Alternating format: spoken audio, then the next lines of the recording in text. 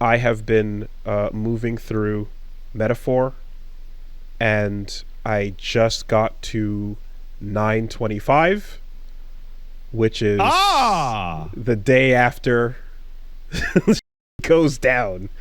And without spoiling, I will say that I'm very pleased with how the story is progressing. I'm very pleased with the escalation of events. And I am very pleased with the party. I love everyone. So last time we spoke about the party, I described you as meeting the party member from Virga Islands, and you threw me for an absolute loop, real hard. Because you when I said I just got to the island, you might be misremembering how long it takes before the island party member joins you. But you have to go through the whole beginning part and then the dungeon, and then afterwards they join you. You're probably right. What I'm thinking of is like they're visible on the box. Yeah, I mean, like, right? There was I saw the Steam artwork when you load the game up has a bunch of box art. Yeah, so I saw some characters, but I didn't stare too hard at it, you know. But. Yeah, I really didn't stare too hard at the Steam art, because there's a party member I was actually legit surprised by coming into the gang, despite them being front and center right there. It is funny that so well, for one, 9/11 is actually a significant date. I wanted to talk about that really bad when I was playing the game, but I knew you were far away and everybody was playing the game, and I was like fairly advanced compared to the. I think it took huge balls to have Metaphor's 9/11 take place on 9/11. On 9/11, I mean, there's no way that's just coincidental, right? Well, considering the events that occur on it, I think it's definitely just a big coincidence. Definitely just a big coincidence. Indeed. But more to the point, 923. Big shit poppin'. I love, though, how this game is doing the same thing that the Persona games have geared me up for and trained me for, which is like prepare to overcome your final challenges.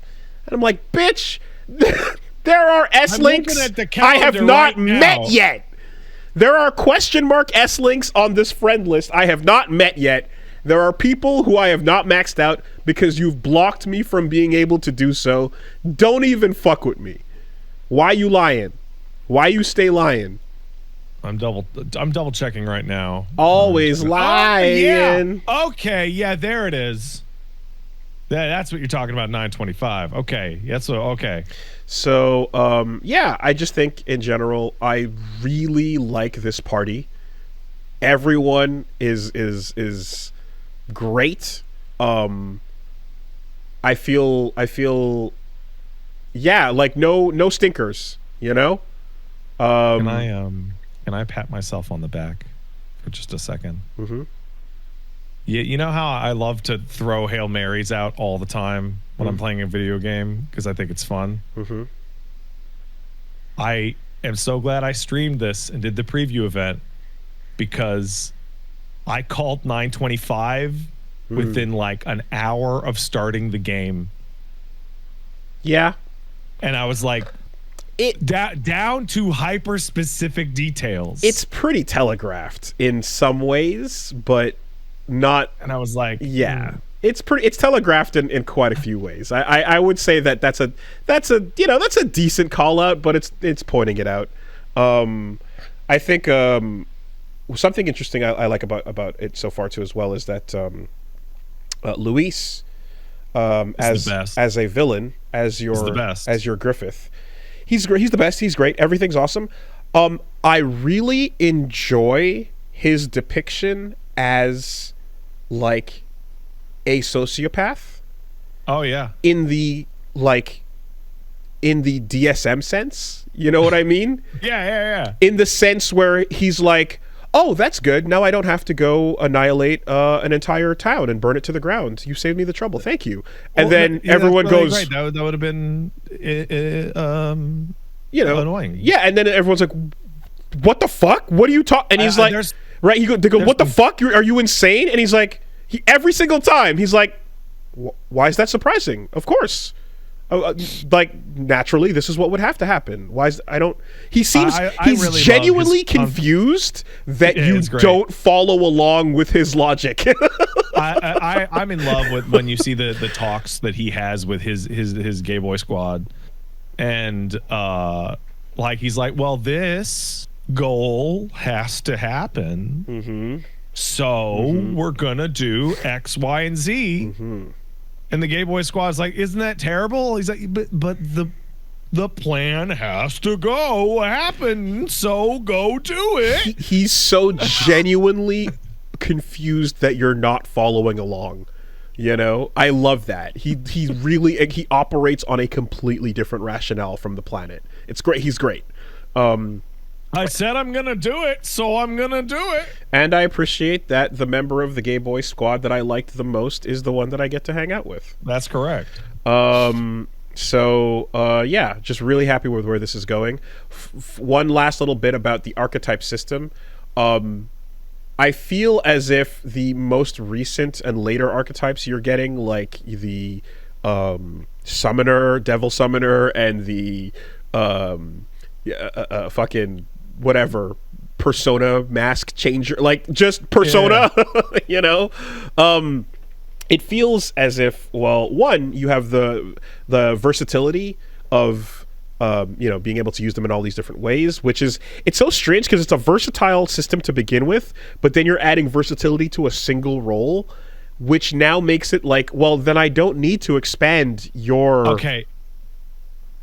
I fucked around with that system like crazy, and it's so fascinating because you have the XP feed system where you can feed archetype experience, but then they also balanced party members that you get later by just giving them stronger base classes. Yes. So the final party member's base class is so strong, I never swapped him off of it, and he was my strongest party member. Well, so far, for two of those characters that have, like, the ability to mix up their ability, I'm, like, keeping them on their thing.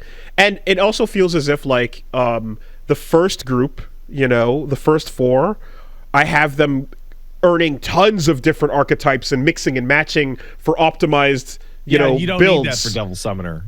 And then the rest, I'm like, just good. Yeah, and I'm just like, no, stay locked into where you are. Thank you. And can we get a little bit of a bonus if we get you into something here? Okay, sure, fine. A little bit of Faker's roguery for you, but stick to what you showed up with.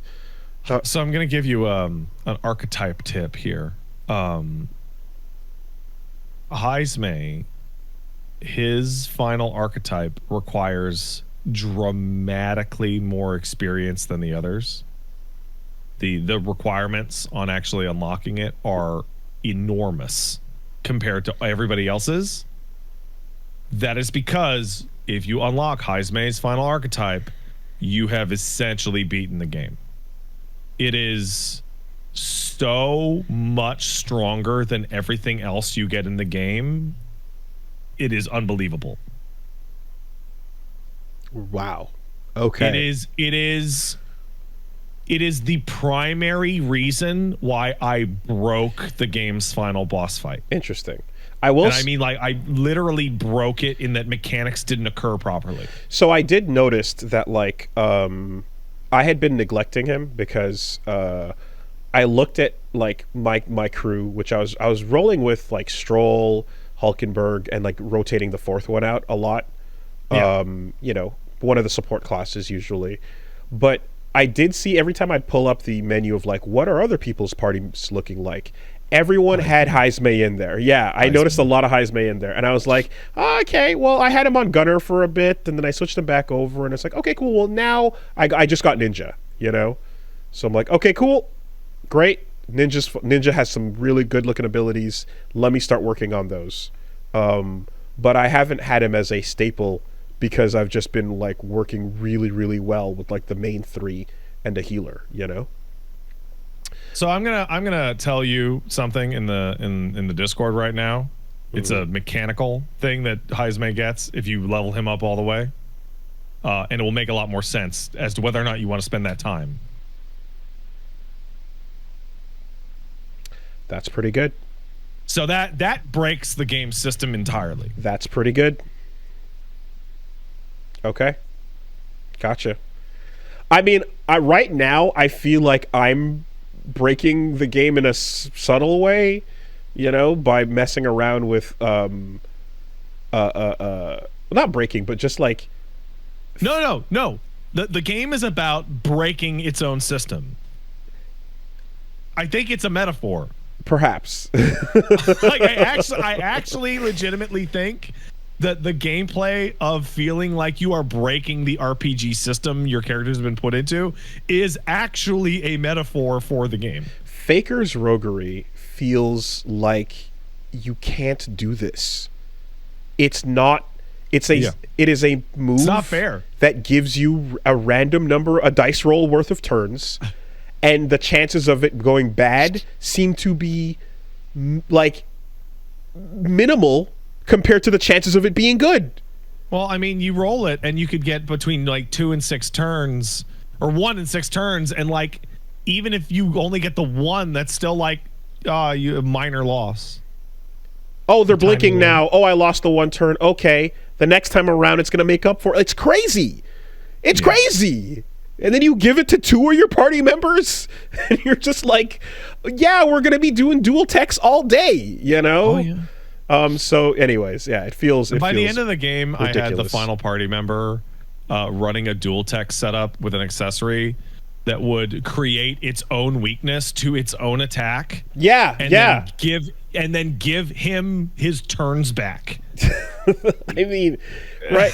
Yeah, and I'm also doing like, you know, auto buffs that also you have MP recovery while you're buffed, so you just keep going. Like, it's crazy, you know. Anyway, so that's a lot of fun to play. It's a great system.